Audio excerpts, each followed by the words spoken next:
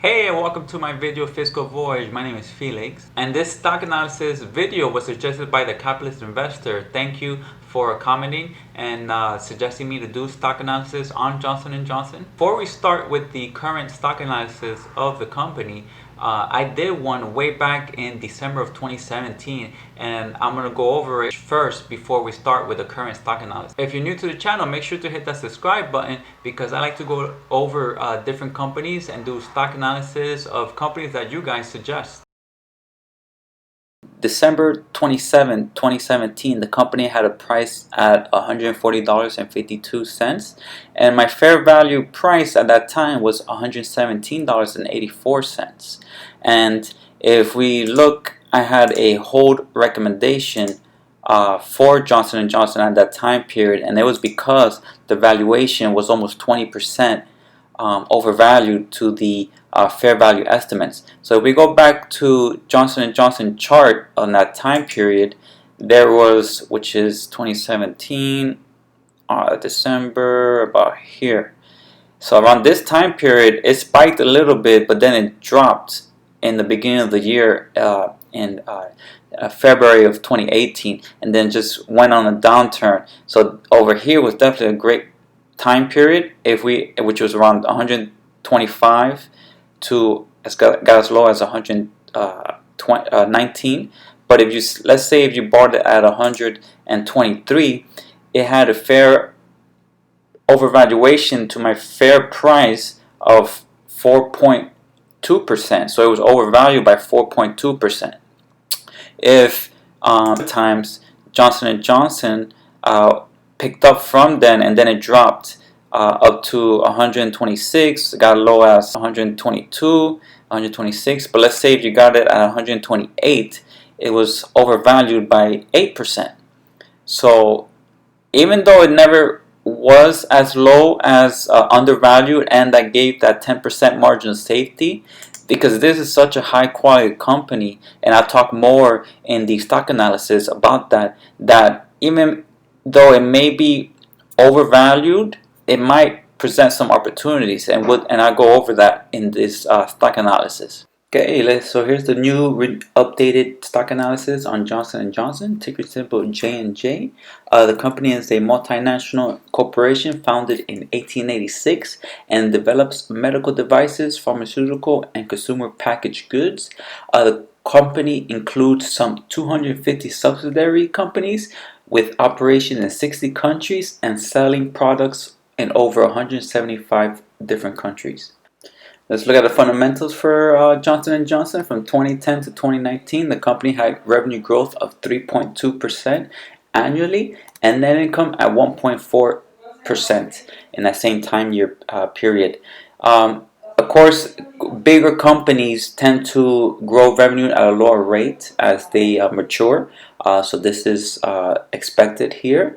And currently, the company has a tremendous credit rating of AAA, which is investment grade, and very unlikely that the company go bankrupt. Operating income in that 10-year period grew at 2.7%, and earnings grew at 6.9%. And actually, over the past 5 years, the company has a little uptick in earnings growth. For the past 5 years, 8.8% growth compared to 6.9%, and revenue grew slightly as well from 3.2% to 4.03% over the past 5 years. However, net income for the past 5 years has been in a slight negative downturn at negative 0.5% or flat, but on the bright side, earnings and revenue has grew a little better rate versus the 10-year period. So we continue with the fundamentals. For 2019, the company had $8.68 in earnings and a net margin of 18.4%, which is slightly lower than the 2018 net margin of 18.7%. However, the trailing 12-month net margin is higher than 2019 at 20%. So net margin is expected to increase this year, so that's something positive there. Return on equity at 25.4%. This is where the company tends to average around for the past 5 years. So that's a consistency there. And the dividend yield at 2.87%. So that's a pretty good yield considering the size of the company and the quality of the company. And we'll talk about that later as far as the quality. The 5-year growth rate at 6.3%. And the most recent increase was 6% April, and this is of course was during the economic shutdown. So that's very positive. That just shows the resilience and the strength of Johnson & Johnson, and we'll talk about that shortly. The company has been growing dividends with a payout ratio currently at 52.3% and a 58 years dividend growth. So they've been growing dividends for 58 consecutive years, and the dividend payout ratio, however, is based on 2020 expected earnings, which is lower than 2019, and we'll talk about that shortly as well. The charter rule for the company came in at 9.2 points, which is lower than my criteria of 10, 11 and higher, maybe even 11, 12 and higher.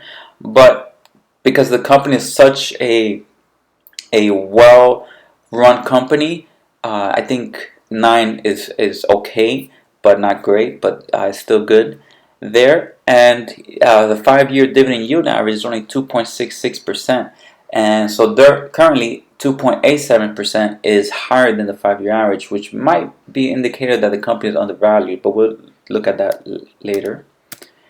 Balance sheet for the company, the debt to cap is a great rate at 28% considering the size of the company, and the current ratio of 1.3. You like to see this at 1.5 and higher, but I give them a pass here.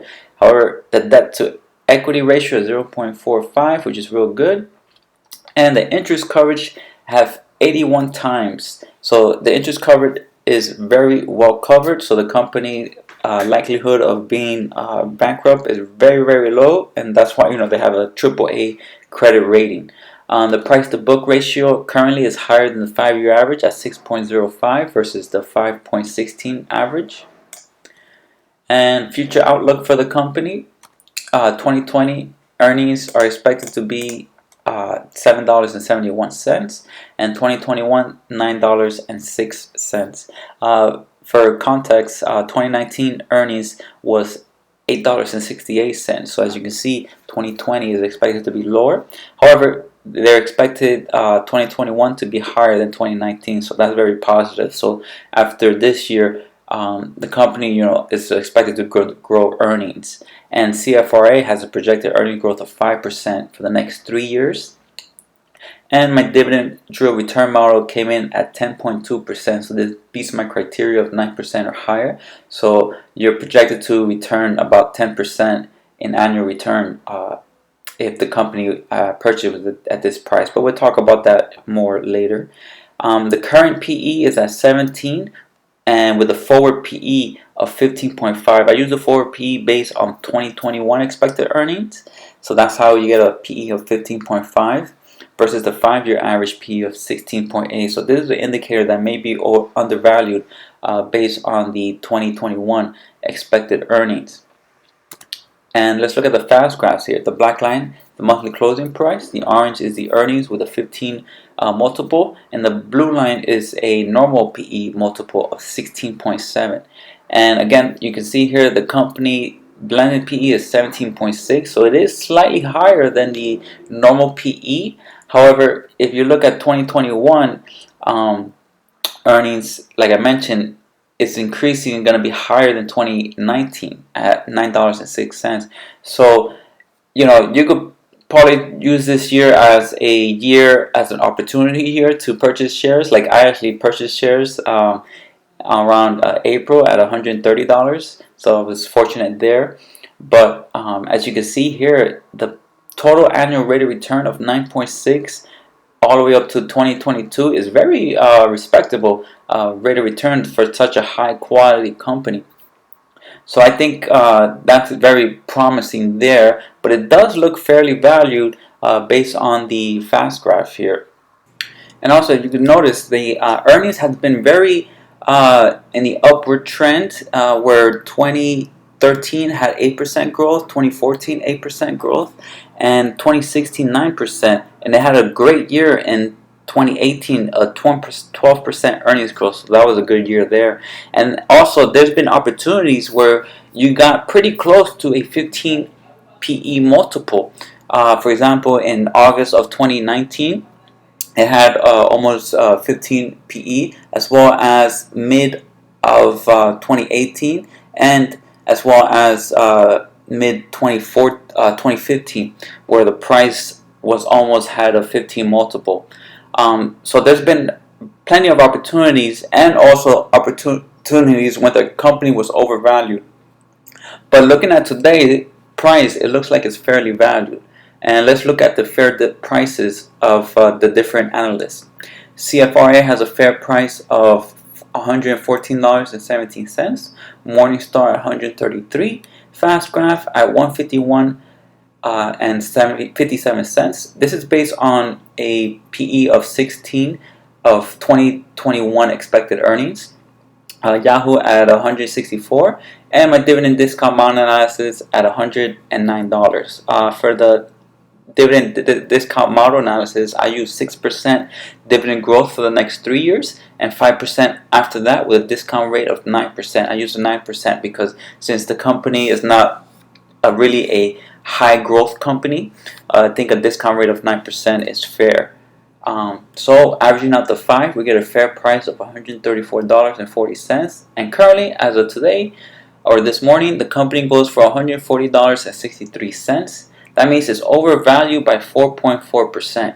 And I have a recommendation as a buy for Johnson & Johnson. So I have a buy recommendation for Johnson & Johnson. Even though the company is overvalued by 4.4% at current prices, as you saw in my my last analysis in the beginning of this video, there was a point where it got as low as 4% as well, overvalued. But because the company is such a great and amazing company with great balance sheet, this overvaluation is very okay, because of the fact of the high quality company. I personally was fortunate enough to purchase share around April, in the beginning of April, at $130 a share, so I was happy at that price. But I think now it's still a decent price to purchase shares. I wouldn't go backing up the truck type of buy, just put all your money into it because it's very undervalued.